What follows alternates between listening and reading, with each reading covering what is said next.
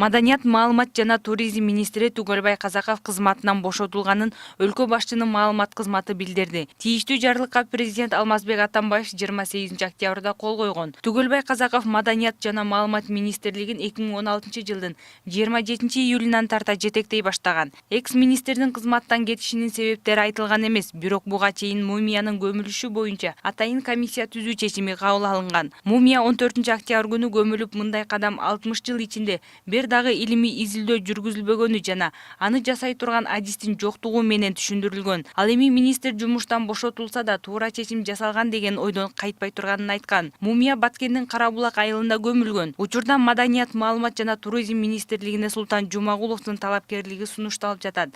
Ал Кыргызстандагы белгилүү журналисттердин бири. Султан Жумагулов учурда Кыргыз Республикасынын президентинин аппаратынын жетекчисинин кеңешчиси болуп эмгектенет.